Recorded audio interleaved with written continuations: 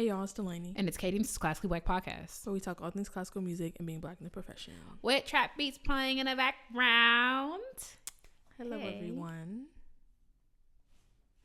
Today we're talking about porn. Starting off the... That's what derailed the start of this. We are literally starting this 2 hours past. So... Well, technically we had the other meeting before, so... Oh, true. We're only an hour and 20 minutes past. Oh, that's not bad. It's definitely been worse. We normally have, we've had to reschedule before. Remember that one period of time? There was a period of time where we couldn't. We literally, like, every time we got on the mic to record, it would turn into a 4-hour us just talking. But that's because we wasn't talking outside of that. Because we had stuff going on. Well, obviously not that much because we had to reschedule everything and do twice. Right. But, yeah, that's what derailed. We got into a conversation about it because we came across some statistics. Stats are fascinating. What y'all got going on? Not y'all, but like y'all. Maybe y'all. There was some statistics that we were doing the math. We were like, wait. So how many hours a day y'all doing it? It was a lot going on. It's actually fascinating. And then we were convinced the math was wrong, and no, it was right. So I was floored. So. I'm still like, there's like no way. There's no way. I gotta know more. So actually, I will be looking that up after maybe another day. But yeah, let's get into the news this week. First of all, our own personal news. We have new merch. I forgot to say this in the last episode because we recorded it before it launched, but it came out after it launched. So I forgot to say it. But we have Christmas merch. Yep. I mean, you can't get the wrapping paper. Yeah. Sorry. It was too. It would be. We would have to charge y'all out the ass for the wrapping paper because it costs too much to make and ship. But we have mugs and cards and ornaments and stickers. I gotta get an ornament and fine leather goods. Yep. You know where that's from? No. Parks and Rec. Oh. Treat yourself. I haven't seen Parks and Rec since. Oh, sorry. No, I've seen it. Whoa. But there's plenty of stuff. I'm doing the whole series now. There's plenty of stuff I haven't seen. I haven't seen it since college. Is when I watched it. That's when I was heavy into it. Now I don't really watch That's what I was gonna say. I'm curious to see if somebody suggests a certain episode of Family Guy for you to watch. I need to respond to your comment. Yes, I saw that and I was like, but I was in the store when I saw it. But we gotta say because when you said Family Guy, I was like, ooh, how was the pilot of Family Guy? Like, I would have no idea what to expect. As somebody who, like I said, I haven't watched Family Guy since about 2018. But as somebody who has seen, I think I've seen a lot of it, probably less now because it's still going. So it's like, there's been a lot since I stopped watching it. But I was like, what the heck is a pilot of Family Guy gonna be like? It was a lot. So that's why I'm like, I feel like maybe watching a later episode, maybe not. I don't know about, again, the last couple years, but like, I don't know, maybe a mid-2000s, 2010s episode. I feel like that's like, I'm going to be skewed, but I feel like that's a lot of the clips that I see when I see Family Guy clips, because I've been seeing some clips that I think are funny. I'm like, okay, maybe I do like Family Guy again, or maybe it's just like these particular episodes. And when you said about the offensive whatever, and how The Office is offensive too, I was like, once you get Family Guy, worse. I'm like, Family Guy says some stuff that I'm like, wait, hold on. In the cold open of the episode of the pilot, like, it was like something about violence on the TV and stuff like that. And he's like, he made a joke. It was kind of funny, but it was like really offensive. He made a joke about like this black lady came up like, y'all want some pancakes? Like, and he was like, see, we don't have to worry about nothing in this neighborhood, just Jemima's witnesses. And I was like, yeah, like, it's crazy. But it's like, I had to tuck that away. I'm like, first of all, the joke was surprising for me for the year. I'm like, now I was a child in the 90s, but I'm like, that didn't seem like that would flop. Like, I feel like we too, like, Brown versus Board of Education just happened. You feel me? When did Family Guy first come out? 99. Oh, really? That either 99 or 98. Sex and the City came out one of them years, and Family Guy came out the other year. But I was surprised by the joke for the time period. It's incredibly offensive, especially like. But then I think about like Michael Scott, who I'm watching all the Christmas episodes right now, and I'm just like, No, Michael's like actually like some stuff is like like when he was like, let's go to we're going to Asian Hooters, and it's like, okay, but then it's like some stuff that you really just like kind of fly by, or he said it's so slick that you don't realize, and it's like, how did this make it on TV? Like, that's the thing. Michael's a little racist. That's the thing though, like with Family Guy, like that joke sounds very Family Guy, and it's like, imagine watching something like that. Okay, you're surprised about it in 1999, watching it in 2017, like you know what I'm saying, stuff like that, the accents, the what, like. But also, I think I'm trying to figure out because I did a video on The Office that shocked me. I was just minding my business, just talking, and someone was like, a white person, which you kind of set yourself up for that, was like, I miss when TV was like this, like just like everyone's so sensitive right now. And then somebody was like, yeah, when racism was just like casual and whatever. And it's like, that's a good point, because it never affected you. It still doesn't. Because all the jokes, I mean, there were other jokes about like whatever, about every character, but I can't tell if culture has gotten quote unquote soft, or you're just not allowed to be like blatantly racist, blatantly homophobic anymore. I don't know which one it is. I just remember me of Michael when freaking he said something about Stanley having diabetes, and he was like, and Stanley was like, why do you always assume I have diabetes? And then he got up, he was like, I can tell by the sound you made when you got up. No, when he was having a heart attack, he was like, Barack is president. Like, I feel like, and I think The Office like spinoff, is it a spinoff? I don't know. I think it's a spinoff done well. It is not. It barely mentions Dunder Mifflin. It's just regular. Oscar's in it, which is like nice, because he's a nice addition, a nice through line without it being like, the kids work at Dunder Mifflin now, you know. Oh my gosh. And there are offensive things that happens, but it's not like overtly offensive. Like, you know, there are jokes like, oh yeah, he can't have kids because he sat on a thing, and it's like, that's not what happened. But like when Michael asked Oscar what to expect because he was getting a colonoscopy, it's like, it's so insane. Wow.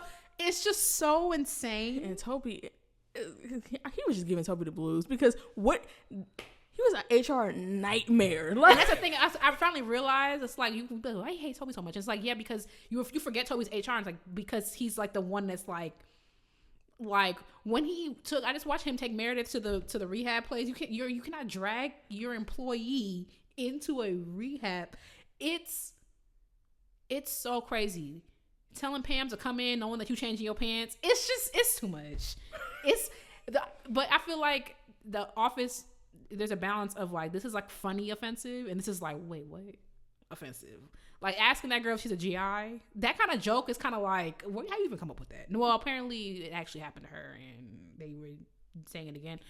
But it's like, sometimes racism's a little funny. But because I never Katie, get your bonnet. I can't wait. I need to tell somebody about that, but I have to wait till I'm no longer working at that place.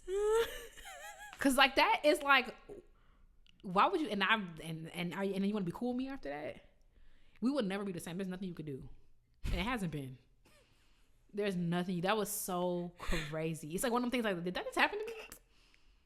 No, when you first told me that, I was laughing for like 10 minutes straight. Like, cause like, yeah, and I think also that moment that happened to me kind of reminds me of Michael Scott a little bit, where it's like, there's like a twinge of like trying to be earnest, because it's like, I know like black people have diabetes, and Oscar's gay. He knows what a colonoscopy is. Like, there's just like a twinge of like, I'm trying to see where you are coming from, but it lands racist or homophobic because you are generalizing in a way that's actually insane. Like, bro, the stuff that yeah. Because even the Meredith intervention thing, or like even the whole when he marked that lady's arm, because money that the whole thing, they're both Asian. They look completely different. He freaking marked her arm. And you marked her to remember which is which, bro.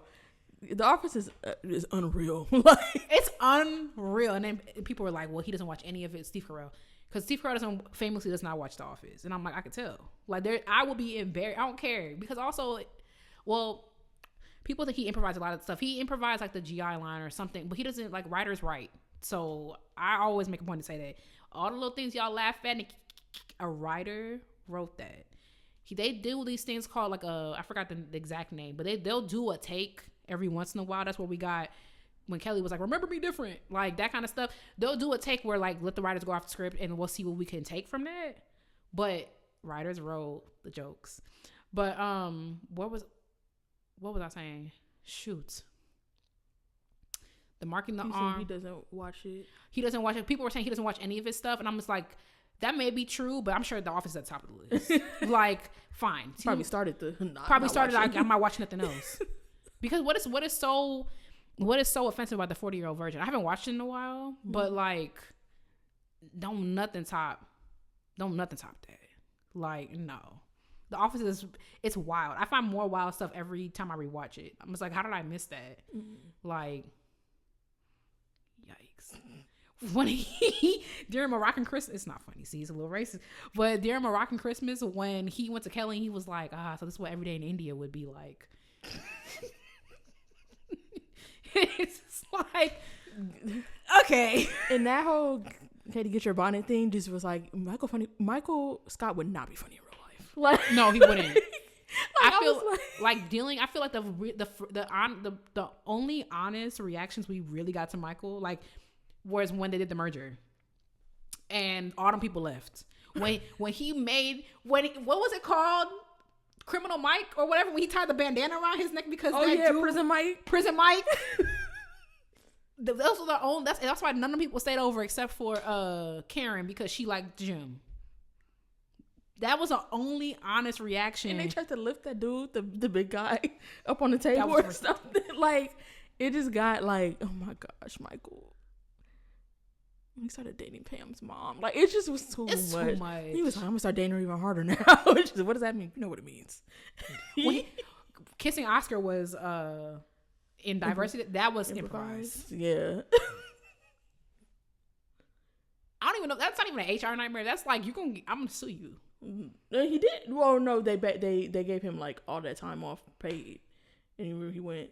Oh right. On that thing, and then he came back. He was like, too soon. Because Angela was like singing some whatever, Rumpa Pum Pum, whatever that song, that Christmas song. Yeah, and he came in with his partner. He was like, yeah, it's too soon. Ooh, The Office is a freaking doozy. Wow.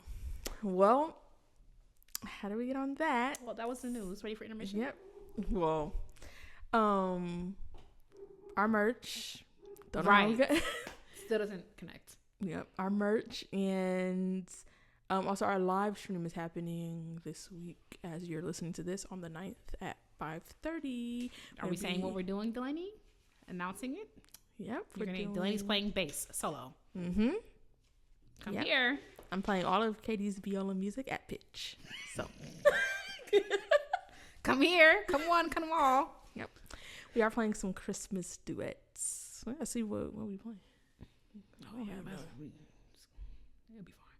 Okay. But yeah, that's on Patreon. All paid tiers get access to the live stream. So link is in the description of the episode. In other news, Thomastik-Infeld just announced a new AI tool called StringScout AI, which is a 24/7 online and multilingual consulting tool that provides tailored responses and advice to musicians, specifically on different sets or combinations of strings that are best suited to what they need.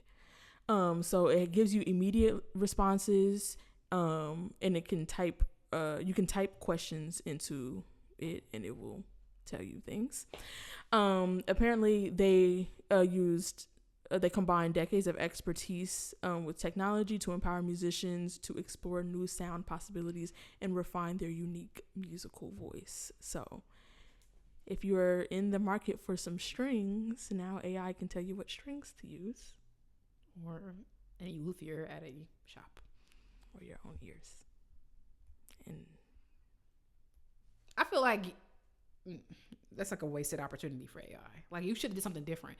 Like, I know some gymnasts, there's some program or some like little gymnasts use where like they'll put their routine in it and it will automatically like say like the things that went wrong, like, your chest open too soon or whatever. And it's not perfect. Like, obviously you want a gym coach, a gymnastics coach.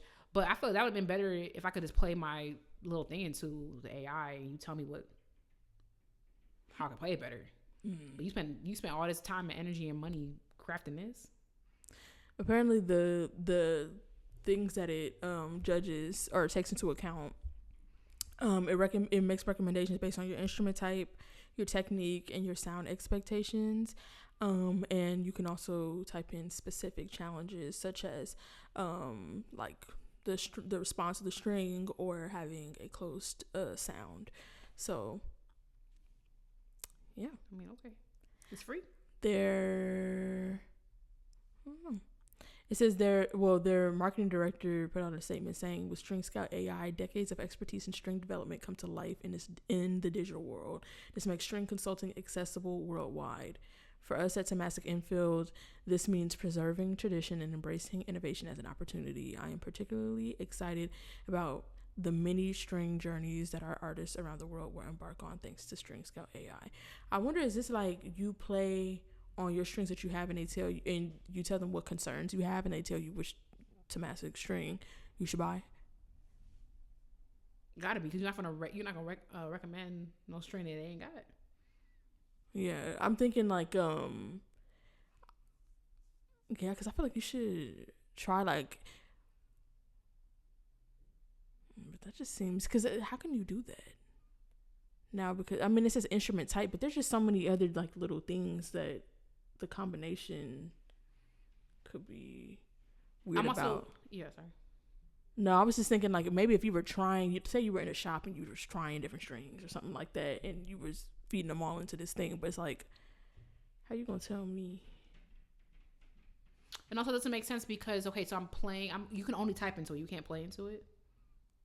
I think you can play into it. Okay, so that's my next question about, I don't need to use this, so I won't be finding out.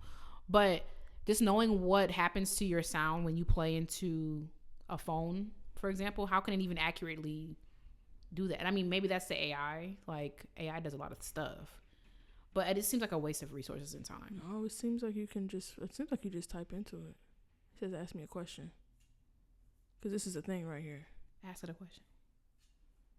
What should I ask it? First of all, you can't even attach any pictures. How am I gonna? Yeah, is it in beta? You don't say it's in beta. It sounds like it's in gamma.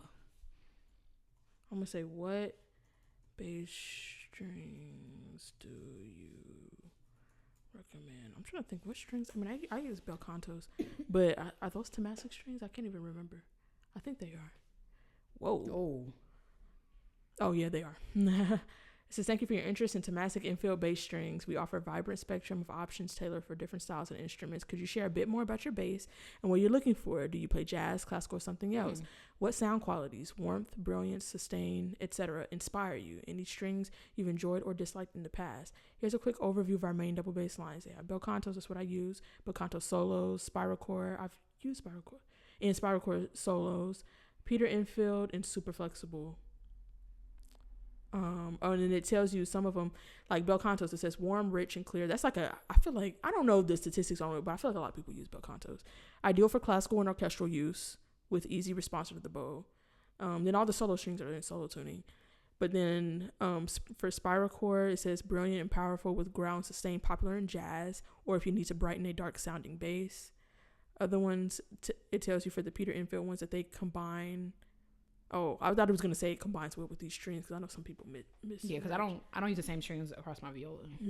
I can do the only string I would swap out. I could do a helichord for the C string, but helichords are kind of cheap strings. But so I wouldn't do a helichord for any of the top strings, but it works for a C string.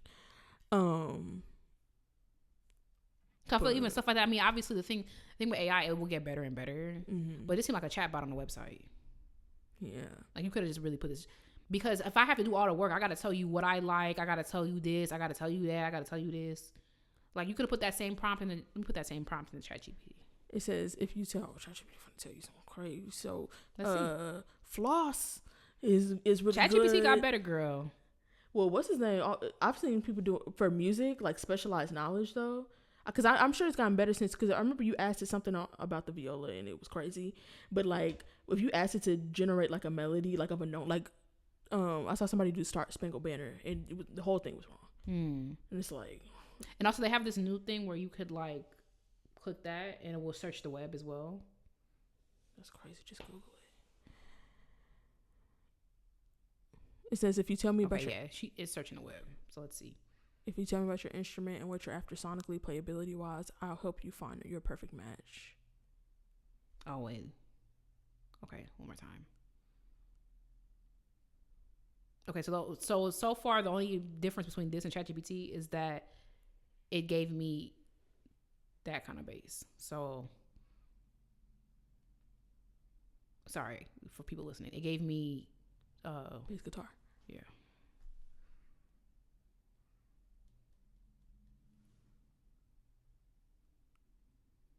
Okay, let's see what it says. It says Ava Parazzi's. Oh wait, first of all, it starts out by saying it depends on what you're looking for. I've grouped them by general type and vibe, so you can pick based on whether you play jazz, classical, pizzicato, slap, or need maximum projection. Okay, bel canto's on here. The Dario's on here. Piastro. But y'all don't use Ava's, do you? I use Ava's, but my A is a Larson. It just says Dario. No, it says the Dario Kaplan series. Steel orchestral. Thomastik double bass string set spiral core. You said that right? Yeah, spiral core's on here. That's the second one. Ava Parazzi's are the first one. Piastro's Gary blended double bass string. Does that sound familiar to you? And all of those are for.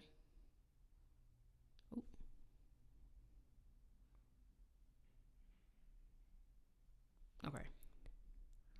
Then all around do everything strings. They say Ava Parazzi's, the Dario Kaplan. For jazz, they said the bel canto, which contradicts what you said. And Thomastik double bass string set, spiral core orchestra. I said that really the opposite of what they said. Mm-hmm. They said bel canto for classical or orchestral, spiral core for jazz. Okay, classical orchestral hybrid, Piastro flexicore. Gary's blended double bass string set. My recommendations based on what you play. For classical orchestral bow, flexicore, bel canto, or blended set. And they said budget. For budget strings, they said red label. I said, it's never that budget. My kids don't even play on red label. Red label is nuts. No offense. If you're, obviously, you really find red label strings in your orchestral classroom, I'm not judging you. I taught orchestra, public school orchestra, and I had no budget. My kids played on red label strings. I'm talking about my kids right now. There's no reason to play on red label. If you're gonna play on red label, you might as well go to Kroger and get you some aluminum foil. All right. And roll it up. All right. So wait, why would I make a point? It gotta be all right. I feel like this would be better if you could play into it, but then again, like you said, like what's that gonna sound like to them? Yeah, like it's gonna make you sound flat, not flat. You know what I mean? It's gonna take your sound and yeah. I remember one time I did send somebody some excerpts and they're like, yeah, their dynamics aren't there, and I'm like, well, you could just equalize it on that. Well, right. Yeah, but also she was older. Because this is like all of these descriptions are things that would just be on your website. Like that's the thing. These are warm. You can use them for orchestra. Like that's just the. You gotta tell me what I want. Like a lot of times, if somebody's deferring to that, it's like I don't know what to pick. So now you're telling me, well, do you want warm? What if I don't even know what that means? Yeah. And also, like, again, this is also, it's just Thomastik strings too. So it's like, you're not even looking at. Like, I feel like you could have just paid for a chatbot on your website. Maybe I'm being a hater. Come back to me when it's not in beta. But it says decades of string knowledge. I wonder, like, yeah, I just don't. I mean, I could put in more about the instrument, but also, again, if somebody does not have access to a string shop and they're going to an AI instead of going to a string shop to ask these questions, they're not going to know anything about their instrument.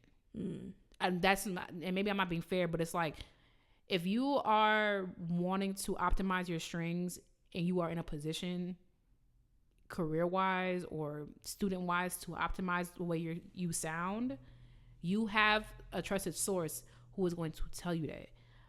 Kate looked me in my face and like, yeah, so get them strings off that viola.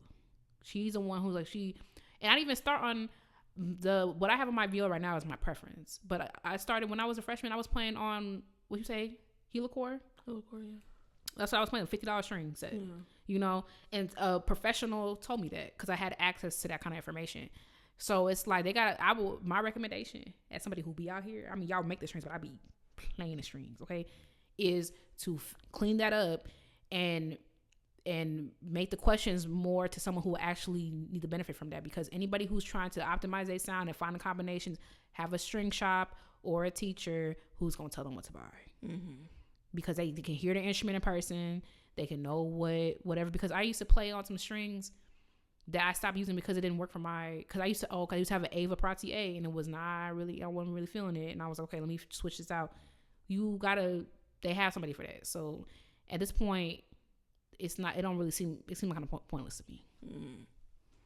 But I mean, congratulations. Yeah. Let's see. I mean, maybe I'll play with it and put some different like things in there. Cause like, yeah, that's also something I feel like I was never really taught that in some stuff you kind of figure out or whatever. But like when I was buying a bow, like, I don't know what I'm feeling for. Like, what do you? Sometimes your teacher didn't help you buy the bow? Huh? Your teacher didn't help you buy the bow? No, because the only bow I ever bought was one I bought, like I got like in high school. I think we tested, but like we wasn't at the shop with me. And the shop that we went to was far out. So like I think I brought back 2 or something like that. But like I feel like I didn't really get talked to, especially when it comes to getting a bass. It wasn't until I played, like I remember playing that bass I played when I was at Eastman before I got one. That was really difficult to play, but I didn't realize because I was playing like a shin bass before that. You know, like I didn't realize that it was just because it was like an instrument. I had to learn how to play that bass. That was like the most I could say where I learned about the different like how it could feel different to play. I was just saying, it's a bass. A bass is a bass. But like, no. Yes, to be fair, I didn't talk much about it. When I bought the viola I have now, I had 3 and I played them for Kate. And she was like, the viola I landed on was fine. And I had to help a student buy an instrument a couple of years ago. And I was like, oh, shoot. But then it's like, okay, well, okay, you sound better on this. Or it's like, first of all, I play it because I'm like, if I have to make this work, there ain't no way you can make it work, you know, type of thing. So I mean, I guess some of it's like trial and error. Some of it's like but I feel like nobody nearly talks about it enough, especially if you don't end up buying an instrument with a teacher, you're not gonna know none of that stuff. Yeah, mine was like, I didn't own a bass, so I needed one, and I like my bass. It could be better, obviously, but it's not even in the budget that I was told to go in because I didn't have it. So there was one viola that I was like, oh, I really like. I think my viola ended up fitting my personality because it's like way brighter than that one. But there was one that was like 2,000 more or 3,000 more, and Kate was like, if that's the one you love, you should go for it. I'm like, but this is the money I got. That's the so I'm like, and it ended up being great. And I did outgrow it, but I can't justify at this moment buying a viola for how much I play. Even when I was in Memphis, I probably would not buy a new viola. But I'm proud of the viola I got, and I love that viola. And that's why that girl who said something, and you know who you are. She probably doesn't listen to this, but that's why she's a bitch, and that's why she can't find a job. Oh, sorry. Okay. Okay. You do all that talking about my viola, this and that. You don't even have a job. No, because that's to this day you don't have a job. Like to this day. Long-term sub to long-term sub to long-term stuff. And your violin can't get you in.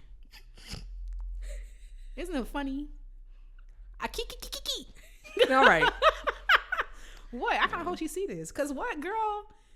I love my bass. I'm gonna stick beside her. That's my girl. That's my. She missing the tooth right now, but I'll fix that. Oh, yeah, mine. Cause my fine tuner stopped turning. I texted Jen. I was like, so. We really need that.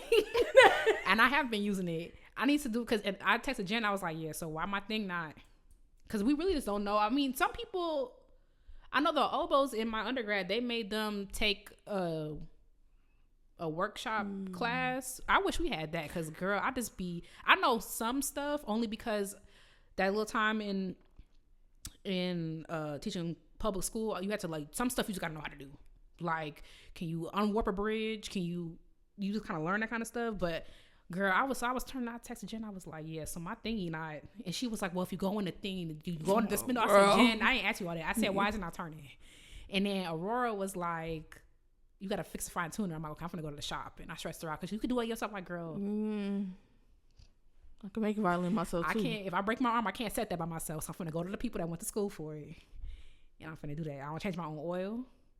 I don't even put air in my own tire. What makes you think? What about me makes you think I'm gonna put a fine tuner on? Because, girl, I don't know how to do none of that. I took a little thing like that. There was a workshop. The one time I went to ISB, there was a workshop that taught you how to do basic repairs on your bass. I learned how to reset a sound post and close the open seam and all that stuff. But like, it's more like you do that like in a pinch, and then you go to the luthier.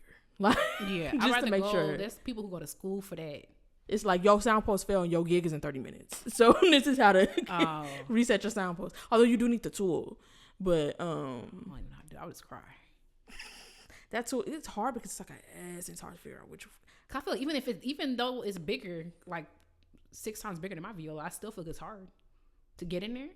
Yeah, it's like it can't be easier just because it's bigger. And then there's like a little divot in you, and then you gotta go like. I didn't even know there was a divot to get it in there. But that was in 2017 last time I did that. So okay, let's see if you can still got it. Go and knock it down. Okay. And even now, like, I don't do nothing like, and I would never touch nobody else's bed. Like, I know how to like to move the bridge because you also so much tension on the bass. Like, to move that bridge, you gotta like that. So that's why I'm like, I'm not touching nobody. I'm not even touching my own bridge. I might, but not really. Like, my bridge warped right now. It's been warped. I don't know. I don't get how y'all, because it looks like a potato chip. Like, it's so thin. Yeah. I mean, it's not supposed to. Our Viola's bridge has been warped for 2018. Miss Taylor's like, your bridge is warped. I'm like, yeah, girl. And I paid for it to unwarp it, and it warped back. That's how she want to be. She curvy. That's just how she just like that. It ain't got nothing to do. It don't pertain to you. I don't say nothing about your lifestyle. She just like that. She want to be. Who are I to be like, girl? I paid, and you know what you call? I'm not paying no more. He said, well, you got to get a new bridge cut, and I'm like, all right. So this week I practice. I mean, it's not that expensive. It's like $100. I should get one. Dang, for that little girl, we should make some.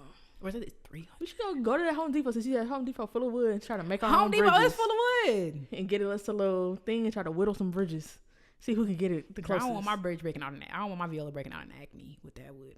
Huh? No, not on your actual bridge. We should try. Oh, you mean? I meant like on like a scrap piece of wood. Like we could try to make a bridge. Well, if we had that, what's that thing? I took wood shop. We need that. That one when you go like that. Oh, the table saw. Table saw. Yeah, with the thin blade. Oh, they couldn't have that class today. Kids play too much today. Ain't fingers all through. We were serious. Okay, well, let's not get carried away. We were serious. Well, we turned unserious. Well, anyway, according to my timeline, this episode ends in 5 minutes. Mm-hmm. So I'm gonna get to the second news story. I have a deadline. Okay, so it's not hard. She just taught me illiterate like normal. Apparently, there was two new Bach works discovered in 1992. 1992, which they consider recent, relative to when he lived. Okay. So they were discovered by a Harvard grad in musicology, who actually is now the Bach archive in Leipzig.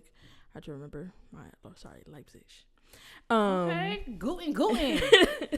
In Germany. He is the executive director there. And he found these in 1992.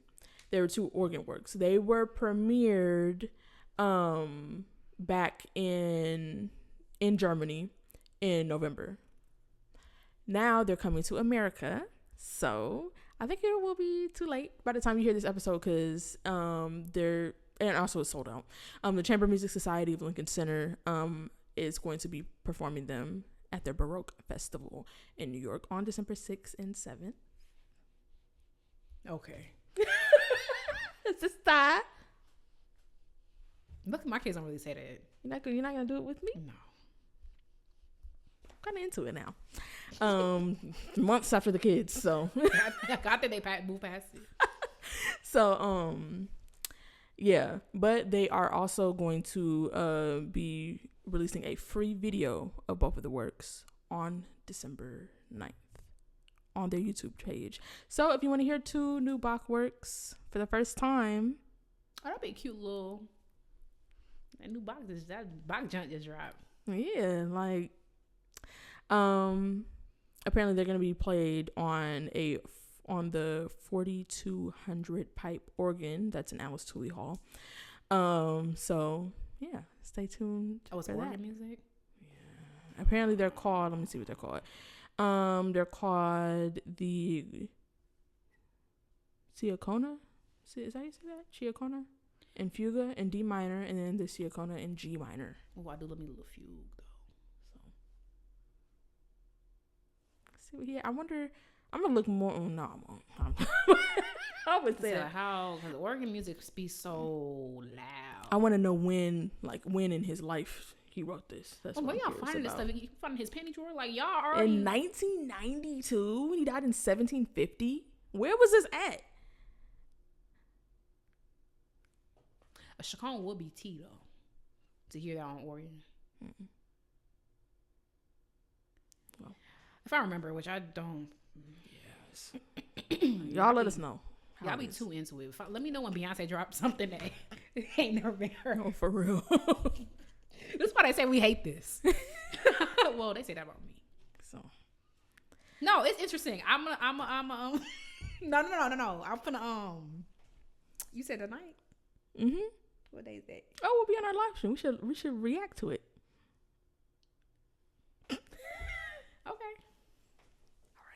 Anything to get out of plane. No, I'm just kidding. I'm about to say, you will not trick me. You taking that bass up. Well, hold on. No, I got. The girls want to hear from you. They begging. I ain't no promises. I can't even. I gotta do the math. When was the last time? You know what we should play? So we could finally talk. You can finally start talking about it. Let's play Pling Pling Plunk. So we could. Why would I put myself through that? It's tea. That piece is actually hard. I cannot believe. That piece. That's why I quit playing. Yeah. The children's concert in 2019. Oh, I was just thinking about this the other day. Not Pling Pling Plunk. Thank God. But the fact that I thought about something embarrassing. I'm like, it's not enough for an embarrassing moment to just be an embarrassing moment. It gotta come back and visit you years later. Like, it already happened. And then the worst thing is when I start thinking about stuff that didn't happen but almost did. And it's like, girl, it didn't even happen. Oh, I don't get that far. I mean, but that's fair. That's fair. I don't get that, but I love replaying something. Like, that's why I want to stop being embarrassed. I can't believe it. On the stage of Eastman, my degree is nothing. To be fair, you didn't have your degree yet. Shouldn't have. You shouldn't have. You know what? Yeah, you're right. Agree with me is crazy. Oh my girl, that piece is hard. I was playing it the other day because every time I feel like that piece is one of the ones that follow me. I feel like I do it with every single group that I conduct. And this time it wasn't me. I did not do the program for this concert that I have next weekend. And I was like, this piece just follows me. It's like a little kiss from God. You know, it's like I love that. Like piece, a stalker. But also, okay. But also, I always like pump it. Like I always make it go really fast. It's actually so hard to play, and I had to play it as an instrumentalist a week before, and I went back to her, so I'm like, I'm sorry. Let's go a little bit slow. It's so hard to play it that fast. I kind of want to see that because I'm like, what? I couldn't have been resting that like, how did that happen? The ending is confusing. I almost miss the ending all the time because conducting it.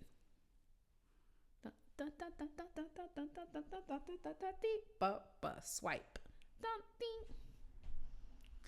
Leroy Anderson ate that up. I hope he wasn't racist. Yeah, we gotta play that. Let's just get it over with. I feel like that's a good. If I can find a duet, we playing it. My skin probably gonna burn when I pick up that bass because of that. It's the bane of my existence. What's the intermission? I'm doing the intermission. The bass is the bane. No, that piece. Oh, I'm about to say. No, not the bass. Overnight is crazy. No. Okay, so we're doing a repeat of the intermission from last week. Where we played the game where I'll say a prompt and we have these cards with the letters and we got to pick it up and we got to answer the prompt in 2 seconds. We have a minute. We're going back and forth. So go check out the clip on our Instagram if you haven't seen it. I cannot believe you put that clip up. And of course, the person I told you about, the first thing he was like, girl. He's like, I don't care, but it's like hilarious. I was like, my mama on this page, I kind of gave up on it. Oh. She came here, started a liquor collection. I was like, okay. She called what? She said she came here, started a liquor collection. I'm like, okay. Well, the liquor. Oh. Now she knows I'm a sinner, so and I'm also 32. Like, girl. Yeah. I don't care. She her a drink. She's not really like that. She don't drink at all. No. And also, I gotta make my rum cake. I made rum cake one year, and me and my uncle was in there, so we both was. My uncle could out drink a fish, but. But we was making rum cake, and when we got to the end, we was just okay. And she took a piece. She was like, I was like, oh, that means it's good. You like boozy, like desserts, like when stuff like I could do it. You watch Bake Off, right? Oh, sometimes I forgot about that show. Yeah, the new season. It's criminal. It's a new season. They have a Christmas season out right now? Well, I don't know about the Christmas, but they should be coming out with the Christmas That's one. what I'll watch. But they just had a new season that like I was watching it. When did it finish? Maybe October or something. So pretty recent. But because I know that Prue, like that's a thing of her. Like when they have boozy stuff, like she likes a lot of booze in it. Oh. Like so, some people like it more than others. I think for like a Jamaican cake, I feel like I want to taste the rum, but it's also like you don't have to overdo it because there's rum in the fruits, and then there's like you gonna put a little rum. A lot of people don't put rum on top, but my uncle was just in there doing stuff. But yeah. Oh, I made her have what's the coquito? I made some coquito one year, and I was like, "Just have some." She was not impressed. Coquito's so not good. Peer pressuring your mama. Just have some, and Nikki too. Nikki was like, "Just have some." Bad influences. Yeah, my uncle's only thing is like they don't all that sweet stuff. They don't like doing that sweet stuff. I'm like, your liver already messed up with all the alcohol. What do you think alcohol is? You might as well put a little cream and coconut and all the other type of stuff in it. Oh, I love cream. I forgot about coquito. Oh, I'm about to have me a time. Having some? Well, I don't even know. Is that a drink? Coquito is like a coconut creamy drink. It's like eggnog without the egg. Oh, actually, that's a perfect way to describe it. Well, we're gonna be taking shots, y'all. We're gonna be out live. Come back. Don't say she's gonna be showing her feet. All right. We just talked about that. They gonna think we freaked out. All right. Oh, okay. I have to do it. Oh yeah, the timer. We got 1 minute on the clock. Okay, I think you go first because I went first last time. And the way I did not register last time that we was going one by one. I was picking up everyone. I almost forgot what we were doing. I'm like, we're doing the show. What do I click on? Okay, got it. I'm on my clock now. Okay. The prompt is my favorite place to practice is blank. Nuts. Oh, me first. Car.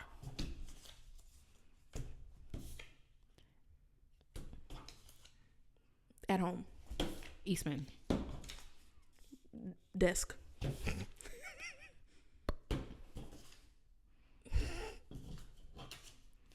Backyard. Home. Front door. Okay. Garage. Parking lot. Your house.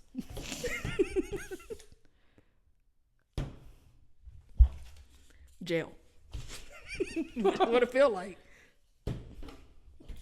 Zoran Mondani's house. Kitchen. All right. Oh, we didn't even make the time. What was last week? Well, I think it was our first time, Yeah. and also that. Well, we'll see the other prompts too. We don't know. I have 6. Oh, I'm over here. 1, 2, 3, 4, 5, 6. Oh no, 7. Okay. Finally getting a win. 1, 2, 3, 4, 5, 6, 7. Yeah. Oh, 6, 7.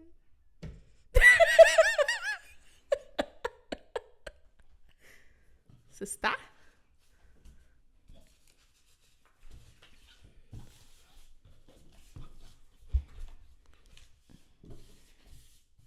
Okay.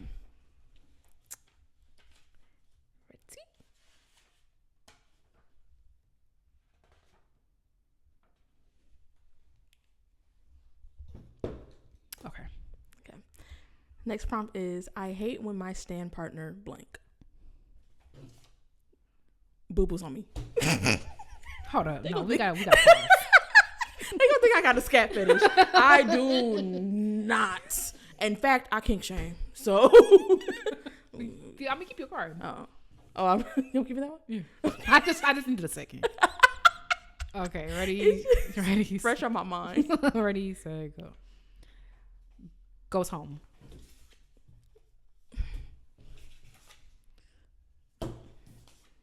Yells at me. I can't say that. Why not? Pees on himself. I'm sorry, y'all. I keep getting the same ones. Helps out. Dang. Fucks up. Jacks off. Okay then. I can't say. You already just said that. And I got C. So I'm not gonna leave it on.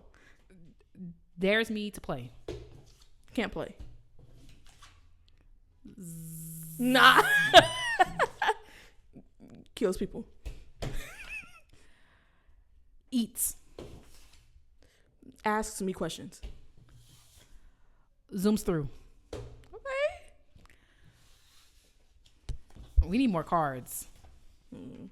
Because we gotta take B and P out for me. Because yeah. since it was so funny last time, now those are both at the top of my mind. It's the same. 1, 7. 2. You got 7. You got 7? No, I got 6. That means you got 7. Oh, okay. That's why I'm like, we need more card. What's that? Yeah, we do. No, this is fun. We should play this again. I gotta mix these up. Okay.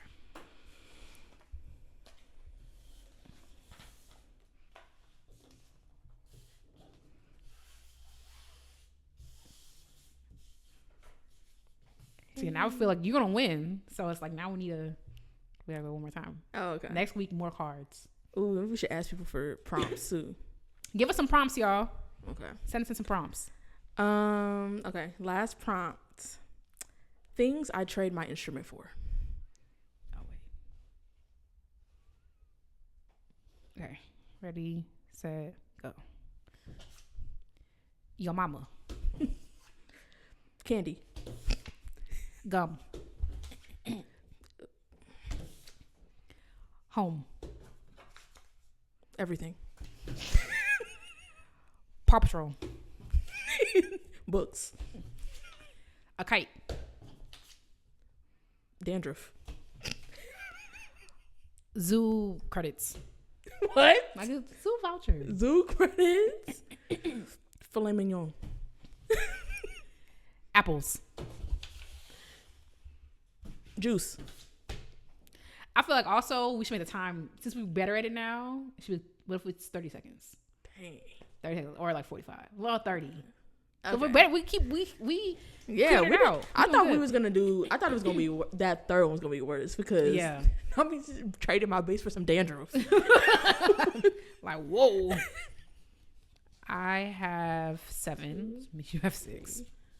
You won. I don't know how, but by how many? Well, by 2 it would be. Let's see.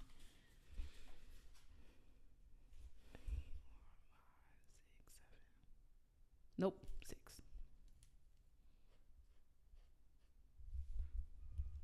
One, 2, 3, 4, 5, 6, 7. Yeah, you have 19. I have 18. Oh, by 1. Okay. So next week we have to have but maybe y'all should ask us prompts. Yeah. And I'll add more cards to these. Okay. Because I feel like also if we just had all the letters or something. Mm. Yeah. Okay, X. Yeah, X would be. I mean xylophone. Yeah. Xylophone and X-ray. Those are the two. What other words start with X? Xenophobe. Oh yeah, xenophobe. Thank you, Beyonce, for that word. What? Yeah. It's in Levi's jeans. Centerfold. That's what she says? And I thought, and I had to learn that because it does sound like she's saying, but I was like, she's not saying xenophobe because that's nuts. I just kind of took it for what it was. I don't question. Yeah, and then I looked up the lyrics and I'm a centerfold. Yeah. Wow. I was like, okay, girl. No, be what you be. That's what made me, because I was like, girl, what do you mean? You're a xenophobe. I had to remind myself of the definition. Yeah. But also, with that much money and access, you hate strangers. But xenophobe is kind of like... But it's like extreme. Yeah. It's not just like, I don't like to be around people. It's like... In the way, and it's like people different from you. Oh. Yeah, like... And the way I just took it, I was like, okay, girl, I'm a xenophobe too. I was like, okay. Clipping that. Right. I was thinking about that. Somebody gonna clip it. Somebody gonna clip it when I do my interview with Michelle Obama. They're gonna be like, hey, is xenophobe. I am not. And I'm gonna be arguing with people, being like, you didn't even see the clip. You don't even know me for real. Well. Oh, right, topic. This week we're talking about Burna Boy again, but in a different way. So there's been a lot of stuff that happened. So basically, we're going to talk about how his situation applies to classical music, if it does, and the ways we patronize classical music institutions, even though they are harmful to us in some ways. Okay, so basically, if you don't know, Burna Boy is a Afrobeats artist. And he really rose to popularity around the pandemic. Like 2021, he won a Grammy. I forgot for what. He did? Yeah. I think maybe I didn't know that. Shout out to him. I mean, the problem with Burna Boy is that his music is good. Like, that's the issue. Like, it's so good. This last album wasn't great to me, but like his 2022 album like has no skips. Like, genuinely. Anyway, so he showed his ass. We talked about this in. He's on tour right now for his new album. Somebody was sleeping in his concert. He said, get out. Because I think he said something to the effect of like, this is like only for like my fans who pay or something like that. So I think he was assuming that because she was asleep, maybe that like she didn't pay for a ticket or whatever. It doesn't really even matter. Everyone in there paid. So anyway, she ended up getting kicked out, and the fans were like, yay, which is like, well, I'd have been like, what the heck? Yeah. So obviously this is met with lots of backlash, and that's where we got the conversation we had. Some of it was redacted. You'll never hear it. Because I was feeling away because that Join same Patreon for the full cut. That same day that we recorded the episode, I was going to see Burna Boy. And I spent I didn't realize my seats were that good. I was like, where my seat at? I was like, oh, okay, period. Like, because I liked him. No, a song came on a couple days ago. I did not skip it. Anyway, he did what most men with too much ego or men with no ego. Either, it actually doesn't matter, dude. And he didn't apologize. He said sorry if I'm wrong, which is nuts. And doubled down on it and said like his fans pay. He doesn't need his fans, and that's where he messed up. So people were dragging him for days, calling him ugly, all type of stuff. And then he canceled 2 shows. And everyone was like, because people are doing these things where like they were showing pictures of the venues and being like, oh, see, that's why you can't do your fans. Now, when I went to the Intuit Dome, it wasn't packed out. But unless you're going to, in my opinion, unless you're going to a beloved show, I went to the Kirk Franklin tour last year. That jump was, but there was no empty seats, because when you have a career as long as Kirk Franklin, all the things, it's gonna be packed out. Beyonce was packed out, right? It didn't faze me that there were seats. The seat beside me was also empty. You could look around into it and see that it wasn't a sold out show by any stretch of the imagination, or it was sold out and they reached sometimes venues will be movies, for example, will be sold out. It doesn't mean every seat is taken. It's just like they reached the percentage in which this is considered to be sold out. Maybe it was like that. There's plenty of seats, but people were posting, and that was before the controversy, because I can't imagine people not, I don't know how, for me, for Chase, I have to go. They not giving my money back. So I can't imagine people are like, I'm not going out of principle. Okay, now he has your money. Now you principal at home. Anyway, people been posting about how his stuff is empty, but they're posting like before the show. Cool. He canceled those 2 shows. People are speculating. He never said why he canceled the shows. He just, his team, his management, no one said why they canceled Burna Boy shows. Now the tour is back on. But that was a doozy for me, because I feel like I'm constantly in these situations where I feel like I'm the victim. I'm gonna be a Leo and only child when I say I feel like a victim in the situation, because I always am a fan of somebody who ends up being incredibly problematic, and that worries me, because what does that say about me? So who knows? But I wanted to talk about this. I feel like this never goes well for an artist. This happened with who's that man they packed up? Do you remember? Is it Daniel Caesar? Oh yeah. They packed Daniel Caesar up so bad. What did he say? He said something like he doesn't need his fans, or he said cancel me, and they were like, okay, period. I have not heard Pim from Daniel Caesar since then, and I'm always now when speaking to Dalanie, it doesn't matter what side of the internet I'm on. I don't know where she be at. So the internet is vast. But so maybe stuff, like I didn't watch Love Island, and they stuff still showing up. Love Island's kind of different, because I feel like everybody watched Love Island, or enough people who you. I feel like Love Island, it's already like there's not a lot of stuff going on during the summer. I feel like a lot of people are watching it just because they're curious, so it's more likely to populate. How Danish Deception got past you, I still don't know. I don't know about that, because that was huge. Everybody was talking about Danish Deception. I think maybe I saw one video. It was yours. So we're not on the same side of the internet, but I feel like the side of the internet that I'm on would listen to Daniel Caesar. I have not heard Pim from him. Doja Cat fell off for a little bit. I think she's back now. When she said she doesn't care about her fans, the fans, this is the reason why people must listen to your music for you to be successful as an artist. That's what has to happen. So I don't know if this will directly apply to classical music in that way, but there are ways in which that we can talk about. But what are your thoughts? It's crazy, because I thought about something when we were talking about this in planning this episode, and then I forgot it. In typical Dalanie fashion. I feel like, we were talking about this as it pertains to like individual artists, like say a soloist or something, even though like the orchestra is the person that pays a soloist, but also like if you choose. But also like people do recitals and stuff, but also the recitals be invited by someone. Sometimes like I saw Ray Chin had a recital series at LA Phil, like it was at Disney Hall and LA Phil is on their calendar and stuff like that, even though it was his recital.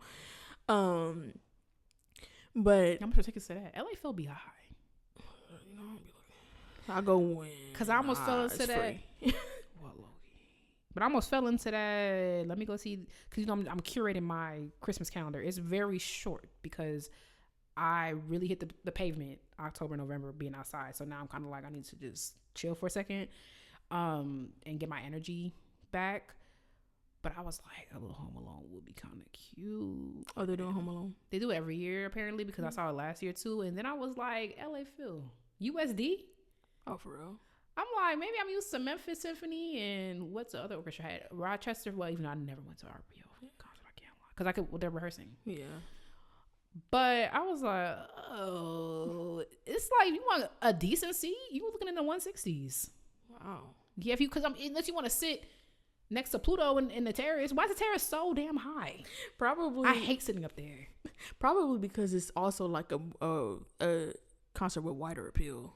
So they know they can get that. Oh, that's a good point. Well, my girl, I'm not buying a $50 terrace seat to watch Home Alone when I could watch it. I pay for every streaming service except for Paramount Plus, unfortunately.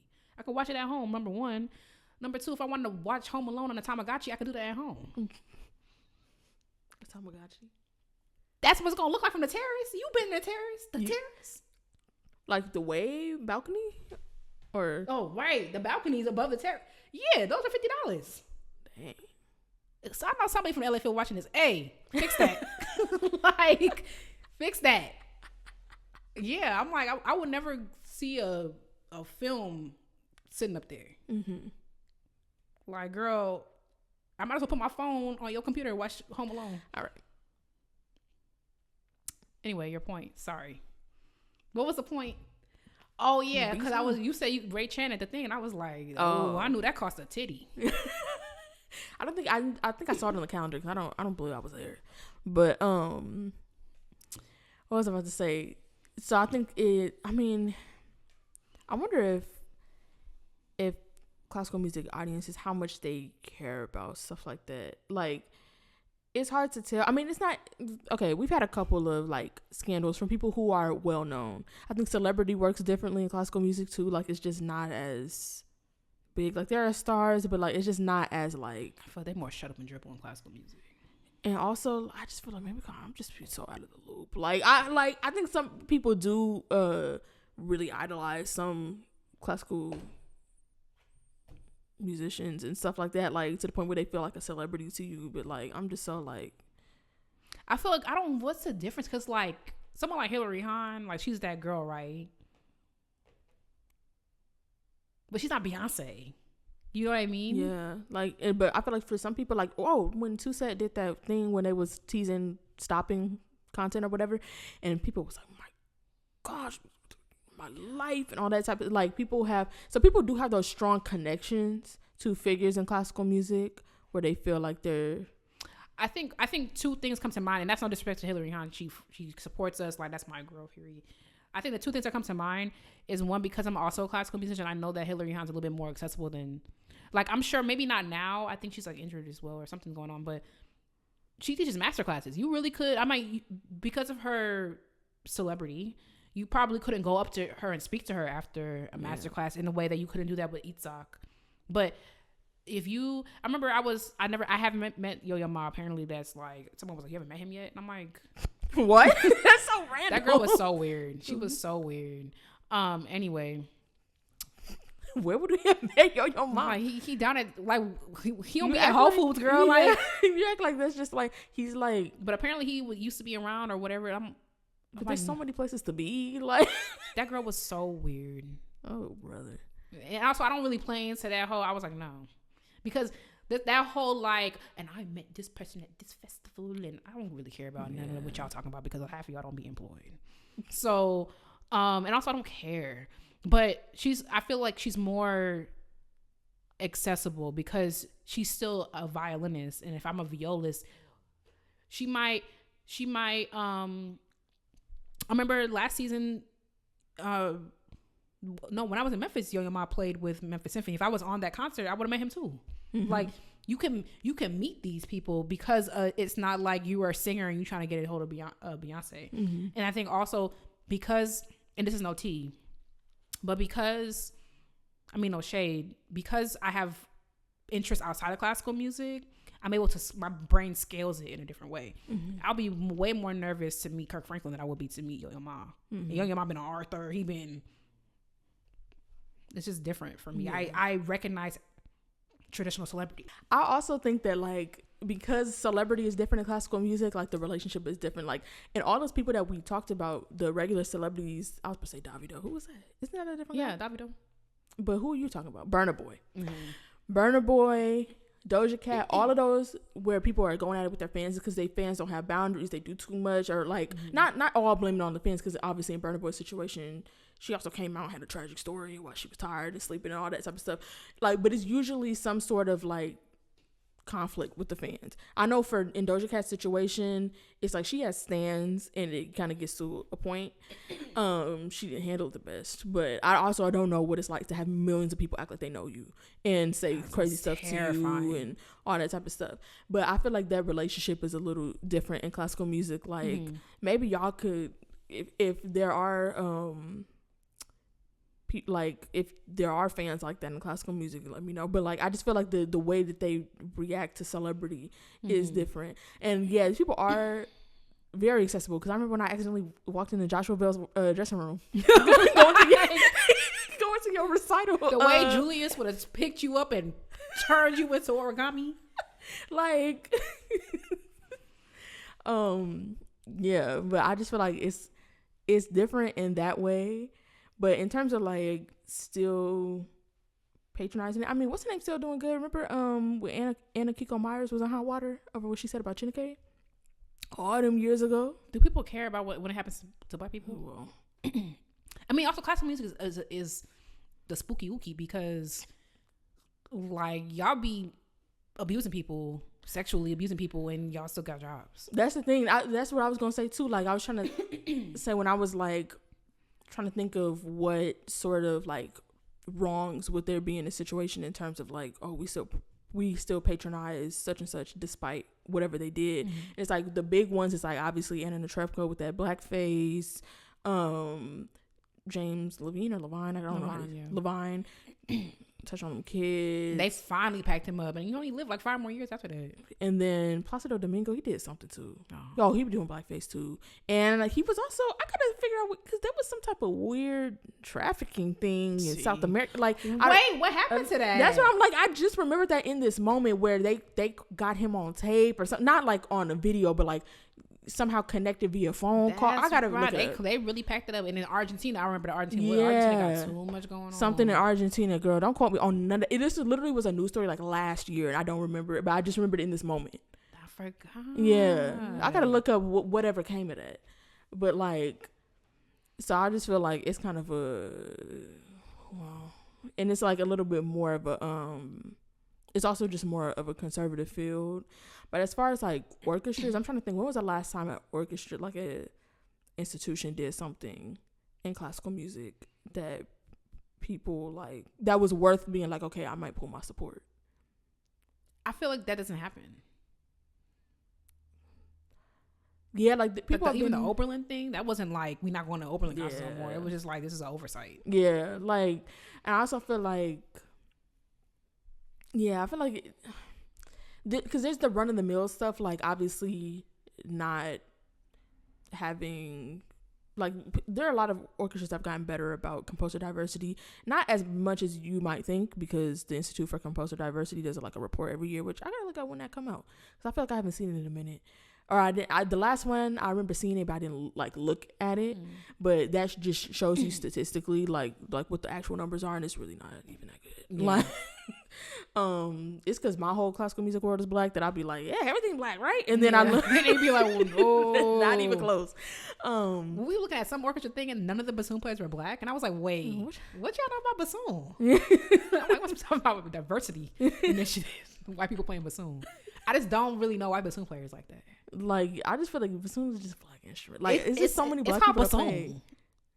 Come on, black bassoon. Like bassoon, like it's blackly. Feel me? Like, it just. Yo, I just don't like. I be tripped out. But that whole. Wow. The last thing, what was it? I remember when what's her name was in Hot Water, LA Opera. Remember for that post on International Women's Day? Oh, and that they was trying to be, I feel like Minnesota Orchestra kind of raised the bar, and the girls are trying to scramble to, and so it just, I saw the intention behind it. It was just like so tacky. Like it just wasn't. And I feel that it was. Yeah. It was just kind of like middle school humor, a little bit like, girls get bitchy on their periods. It was kind of just like misplaced. They probably haven't done a post like that since. Oh yeah, I haven't looked over there, but I can't really think of the last time. And then also I think because it's such a small field, like it's kind of like what you finna do. Yeah, I feel you would have to kill someone. Classical musicians would kill somebody. You have to kill someone, or you would have to assault someone. Oh yeah, maybe physical violence. Because wasn't there something at Eastman? That whole thing with the conductor student? Oh, but I don't think that was physical violence. No, I know. I'm just saying. She was sexually assaulted, wasn't she? That's not what happened? Oh God, I don't know. You don't know. I remember talked about it on the show. I remember something happened, but I don't remember it being that. I thought it was like verbal abuse or something like that. Okay, my bad. But also it could have been. This was also a long time ago. We're on episode 349. Like we can't remember everything. Okay, my bad. Well, also I think there was also some inappropriate, maybe some verbal, like sexual harassment, maybe. Oh, sexual harassment. But then also I remember they deleted the thing that, like the blog post where they said everything. So I also don't remember. I mean, but also remember that dude, the old dude who played the euphonium, and they packed him up. Oh yeah. They packed him up. The most things they're gonna classical music do is like sweep under the rug. Like the way they took his page. I wonder what he doing now. They took his page down and ain't been up since. Like, because classical music is so accountability adverse. I feel like now in this age with Me Too, it's a little better, but people still be getting away with stuff. Yeah, for sure. So because you'll report somebody and be like, well, her titties are big. That's all I'm saying. You know, so so I don't know. And I also feel like I can't imagine a situation in which, like, or maybe I can, an artist or an institution insulted their audience in the way that some of these artists have. Especially because you really couldn't play around with that too much, because orchestras simply must bring money. A lot of, even the endowment girlies, they need butts and seats. Yeah. Real bad. And it's like, I feel like there's also not a lot of room for that, because classical music sometimes like posits itself as this like intellectual and high art and stuff like that. So it's like, what you gonna do? Like, I feel like the people that come to see it already, like, they kind of see them as in that circle. Now, it would be different if it was like, I could see if an orchestra has something like a racially coded dress code or something like that. Mm-hmm. Like, because then now you get into the area of looking down on people who would otherwise be patronizing your institution. Yeah. Like, I feel like right now they don't really have the room, because a lot of people who patronize classical music institutions are like already seen as an in crowd in what they like what they're doing. Mm. But when it gets to like, I mean, I don't know. I know like they've also tried to sort of repackage that. Like, I don't know about explicit dress codes, but I know some orchestras do the Casual Fridays thing. Mm. How do you feel about that? Casual Fridays for what? For the concert. Like, they have a concert on Fridays and it's called Casual Fridays. Oh, who doing that? I think LA Field does it. Oh. I don't know how I feel about that. I don't mind wearing the black and stuff. It's never been an issue to me. No, I mean for the audience. That's okay, because I was like no, because in like, I don't mean that in that like I'm offended by it. I just don't understand it, because like I'm a person like being in a concert hall is just, it's not no thing, you know. And for some people it's a thing. Like we going to the symphony, we getting dressed up. I'm like, I'm really not. tell when it, like you could tell people. First of all, you know them videos that be, not to cut you off, but them videos that be going viral where it's like, okay, I'm going to the opera for the first time. What do I wear? And I'd be like, clothes, anything. Like, and people are like, well, you don't. And then people are like spreading misinformation in the comments, like, well, you wanna make sure that you did da. And sometimes people will stitch and be like, yeah, so we just want y'all to come to our stuff so we get paid. So it's like, and you can really tell this Nutcracker season. I remember like one year before the Joffrey Ballet changed to whatever the hell they got going on now. I do not want to see, no, that's just me. I do not want to see Nutcracker with eyes phone. I don't like none of that. I just want what Tchaikovsky wrote. Anyway, the year before that, I bought some box seats. I'm like, I'm gonna. And the little girl was sitting next to me. She had her little dress on. Her mama got a little. And I'm like, girl, it's the ballet, but like, you know, people. Yeah, and there's nothing, and like, it's cute. You get dressed up, but I just don't want people to feel like you got have to do. People think they have to do it. Yeah, like that's the dress code. You're gonna be at a place if you whatever. And like to me, like I said, concert hall. I've been in a million of them. Like a million times. It's just a casual situation.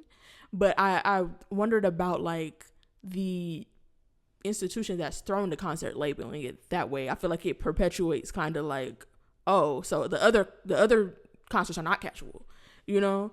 And it's like I just don't feel that way. But there are some people that do. I remember I had this book when I was a kid, by Who What Where, and it had every page was like a different occasion, and it had outfit ideas and all this type of stuff. And one of them was opera, and she had this elaborate situation. I'm like, oh, you might look more out of place if you went in with the A-line dress, girl. Like, just, I mean, especially when you're a student and stuff, and you're just trying to get. We used to have recital. What's it called? We used to have to get recital credits. Well, I forgot. I'm blanking on the name. And I remember, like, I had a visiting viola professor, and she was floored. She was visiting from Eastman. She was getting her DME at Eastman. And she was floored by the concept of having to make music students go to concerts. And I don't think it was more of like a making. I think it was just like encouraging students to go, and we want to make sure you're actually doing it. Mm-hmm. So you kind of get used to, especially if you're getting desperate, which I found myself at the end pushing my luck one time. I never did it again, because you have to see 13 recitals over the course of the semester, and if you miss it even by one, next semester you're seeing 26. So you have to whatever. And so you kind of get desperate, like, okay, well, the Illinois Symphony's playing, I'm finna go. I just got out of class, I'm in leggings, like, I'm here to get my recital credit. You can get my little program, you turn it into the music office. Like, you're not even thinking about that for real. So that's why, even to your point about you kind of just go to these things, it's like, yeah, girl. I mean, it's date night. You wanna, but from my perspective, I'll be like, why you wearing a tux? I'm like, you got no instrument in your hand. That's what I would think. Yeah. Like, the most I'm finna do, like, I can see if it's like opening night, like a premiere. We went to a gala months ago, didn't we? We did? Wasn't it? No, that was with the premiere. We went to the Carlos Simon. Oh, but I was dressed up for that in a way that I normally wouldn't be. Also, because it was like, it was a premiere and it was a church thing too. I feel like that. So it had something to do with it. And then that thing that we going to a concert in a couple weeks. And I think there's gonna be a photographer there. Now that's a totally different situation. You know, like, then it gives like, and it's kind of like a Christmassy. Yeah, I'm gonna be something sparkly situation. I gotta see what I'm finna wear. But probably I'll pray something in that closet, because I need to buy nothing else. I'm gonna see, because I don't think I got nothing festive. I gotta do my hair. Figure out what I'm gonna do for that. Because if I don't plan ahead, it's gonna be 2 days before, and it's gonna be a slick back ponytail, which is fine. I told myself that this morning. It doesn't have to be a thing, but it's criminal. So, anyway, yeah, I don't know how we got on wearing stuff, but now I want to go to a gala so I can wear me like a little. I love a gown. When's the last time I wore a gown? That's the thing. When we getting on the list, all of y'all be having y'all galas. I need to be on the list. Gala, looking fine. It'll be an investment banker. Buys me a drink. He's like my guy. Yeah. Invite us to something. Nah, because now I'm talking to the wall because Katie playing the field. What do you listen? The best advice I ever, speaking to Nigerians, shine your eye. So you will also be shining your eye. What's the problem now? I don't want to get back because I got off your head about. Oh, thank God. What me and all your other friends saw for you. But that seems like that might be your crowd. So you're saying black people can't be investment bankers? You heard it here first. I did not say investment bankers. Anti-black podcast. I did not say investment bankers. I said at a classical music gala. But that was the under. Because I actually wasn't even thinking about that. I was thinking about who would be at a gala. Who would be at the what's the name gala? You know, he might have a friend. It depends on, because I don't know how many black people be at them galas. We don't be there. We don't be there. Right. I would know. There was a lot of black people at because it was historic. The opening to Fire Shut Up in My Bones when they did. A gala? I think they had like a gala or something because there was like celebrities there. You went? I saw the pictures, but there was like, I'm trying to remember. There was like celebrities there. Was Kiera Shear? There was somebody who I was like, oh. Okay. Yeah. I wish I could remember. I think Ava DuVernay was there. I do remember that. Yeah, it was like some pretty big people that was at that. I was like, see, why we not there? Yeah, like, I got Fire Shut Up in My Bones. It's on our... It's right there. I got finished reading that. Oh, you got a third of the way through? You remember what happened? Do I still have a bookmark in there? I have to see a distinct line. Oh, okay. That's probably my bookmark. Dang, I left my bookmark in there. I do remember only because I saw the opera like 3 times. Oh, it's the opera. Yeah, like that's the book that the opera is made based off of. Oh. Yeah. I thought he just wrote opera. Oh no. This I probably knew it at memoir. Yeah. I probably knew that at one point. Mm-hmm. And I think I read it just to do my due diligence. Like, I've seen the opera a bunch of times. Let me just see. Oh, you really saw the opera. And I'm like, that should tell you how much I like that opera because I'm not even an opera person. Yeah, you saw that opera. Yeah, like, and I went to the Met to see that opera. I went to New York to see the opera, and because it's like this whole thing, I saw the people in there and they letters and stuff. Like, it was a whole thing, and then I saw it in theaters. I actually really enjoyed it. I liked it better in theaters actually because of the camera work. Like, I thought it was just gonna be like the camera on the stage and whatever, but they do a nice job. I should go to one of those. I haven't been to one in a minute. I've checked back just to see if there's anything I might want to see. Don't be stuff I want to see. But what's it called? What, the Met in HD, I think. Oh, okay. Yeah, I think I wanted to see something they were doing, but I couldn't. Oh, it didn't work out. Whatever was the last black opera they did, but it didn't work out with my schedule when it was playing. Seeing it in theaters kind of reminded me why my uncle, when I asked him, like, oh, you want to go to a Bears game? He's like, no.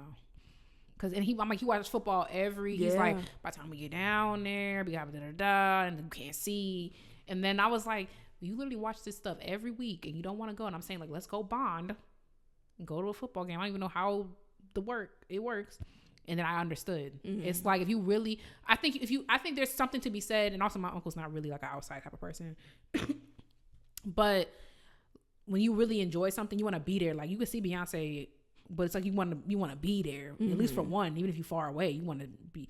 But you could really see all the intricacies when you watch a football on TV at home. Yeah, the replays, and all that stuff. Like, that's how I feel about tennis. I'm like, I'd rather just. I want to go to be in the mix though. I do want to go see because one of my favorite tennis players is retiring after next year is gonna be his last season, so I do want to go see him. You better go because when I saw the Missy Copeland tickets, I said, "Oh yeah, it's gonna be high." Can I even get Missy Copeland tickets? I feel like a lot of that was invite only. I think they were releasing a few tickets, and it was like, yeah, it was wrapped up. I'm like, I hope they made a little recording or something. They probably did, but if they're getting distributed, I don't know. But anyway, what's on your thoughts? Half of that was about Burna Boy. Most of it wasn't, but that's fine. Cancel men. Didn't disagree. Huh? Didn't disagree. Time for Black Excellence. All right, y'all. Time for Black Excellence, where we hype you up, gas you up, and give you your props because there's room for everyone at the top. This week, I'm talking about Kevin McBeth. He's the director of the St. Louis Symphony in Unison Chorus. He was appointed to that position in 2011. He's also the director of worship arts at Manchester United Methodist Church in suburban St. Louis, and he's held this position for 30 years. Previously, he was an adjunct professor of choral music at Webster University, music director of the St. Louis Metro Singers. He's also a published composer and author, and also choral music editor for Abingdon. That's a big word for Elmo Press. He now serves as a music editor for the St. Louis Symphony Orchestra and Unison Chorus choral series with Morningstar Music.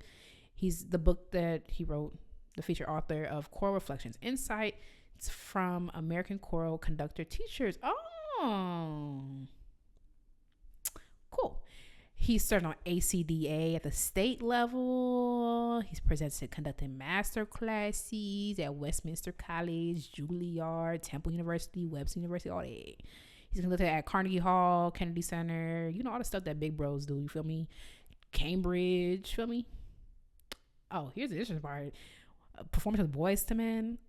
I am back again. Doing up with the East. Go on. Boys to men. Go on. We can stop there. Sorry, I'm funny. Yeah. I want his bio. You know how the girls do it. When they conduct the girls, they be conducting. There's New Jersey Symphony on here, New England Symphonic Ensemble, Houston Civic Symphony. He was at the Basilica. Oh, which one? I'm sure you want to know. Dublin. Oh, and Vatican. And Washington National Cathedral, if it's still there. So shout out to you, Kevin. Shout out to you. See you soon. Oh, who said that? Period. Y'all gotta run the content of. We gotta talk about that. Okay, my piece this week is Habari Gani by Quenton. Do you know how to say his last name? Blache. Blache. I don't know how to say his last name. Who was that? You would recognize him if you saw him. He's a cellist, but he's in Sphinx Virtuosi. Oh, him. Mm-hmm. And he's also a composer. He's a composer? Mm-hmm. I should compose me some stuff. We composing stuff? I just don't think I would be any good. I don't be good. Well, I gotta get I'm going to do the how to break up with my phone in earnest because I really feel like my phone is melting my brain. Like it be the phones. Yeah, it puts down your creativity. It's hard to be creative when you're doing that. I'm on my phone too much. I remember, the situation we write for. I can say that.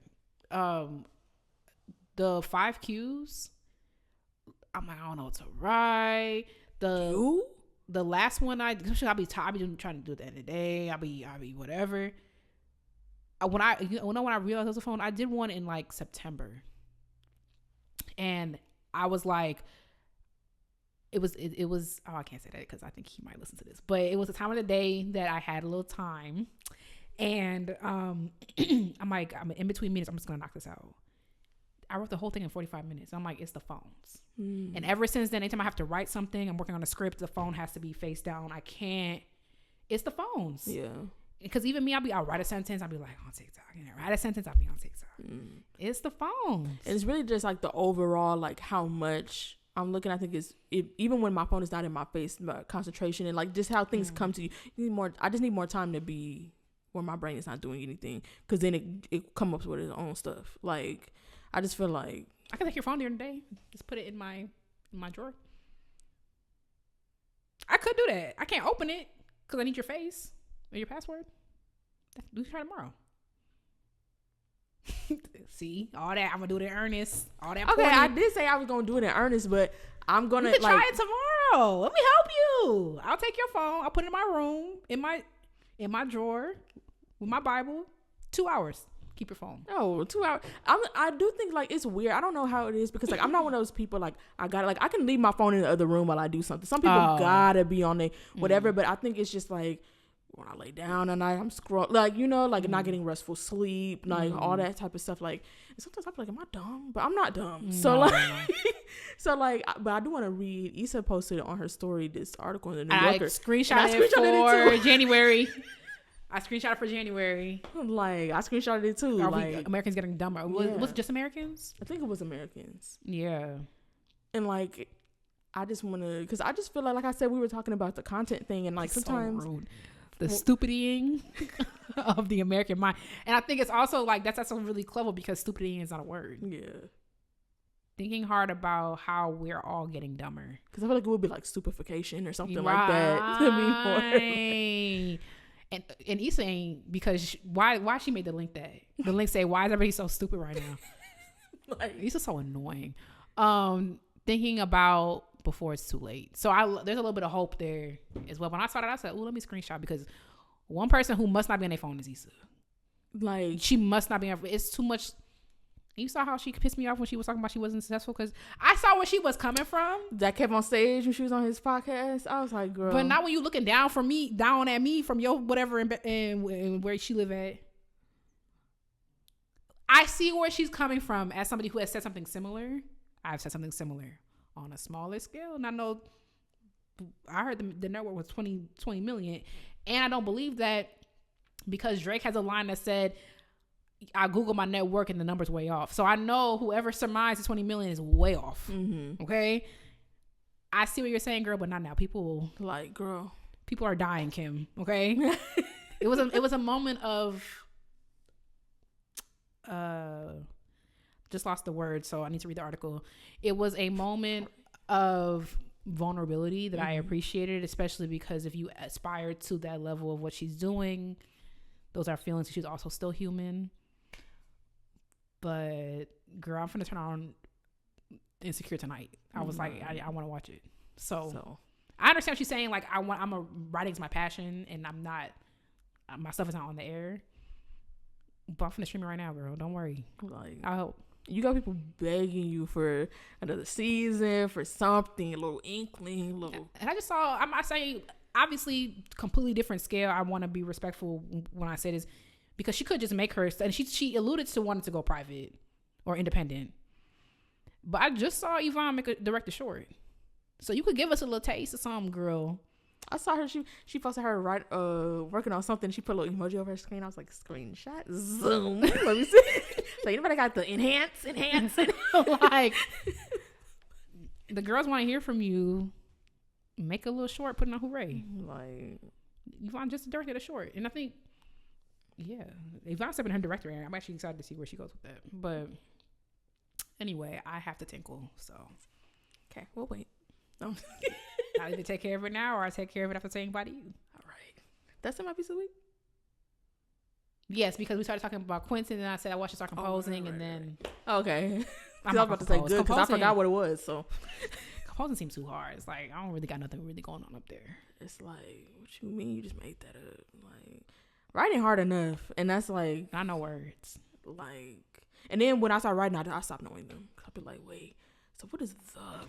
I literally had to look up, like, what word did I have to look up, like, how you spell? And I was like, this is ridiculous. I literally said out loud, I was like, you have a master's degree. And I kept, because what word was it? It was something very simple. And I was like, you have a master's degree. It'd be having me question myself, like, so what does it really mean? Yeah. And then, you know, when that lady be coming by, I'm like, when I don't even take it personal. When I get an edit back, I'm like, girl, is this the New Testament or what? Everything can't be read, girl. Everything can't be you crossing out all my stuff. And she's like, if you could just make this longer. I'm like, it was longer. It was longer. And you strike through. Is this what you meant? It was. So now what? Anyway, grateful for her. She's great. Thank you for listening to Classically Black Podcast. Don't forget to follow us on social media at Classically Black Podcast. We got merch, y'all. Get you some Santa's twerking on your Christmas tree. Ornaments, mugs, all of that. Stickers, everything like that. Like, get you some. Don't be left out. It's whack. It's weird. It's insensitive. Like, you don't want us to have a Merry Christmas? You don't hate Christmas? Uh-oh. Weird. Oh. Catch it. Join Ebony's Tower. That's patreon.com/classicblackpodcast. Thank you for listening, and we will talk to you next week. Bye, y'all. Bye.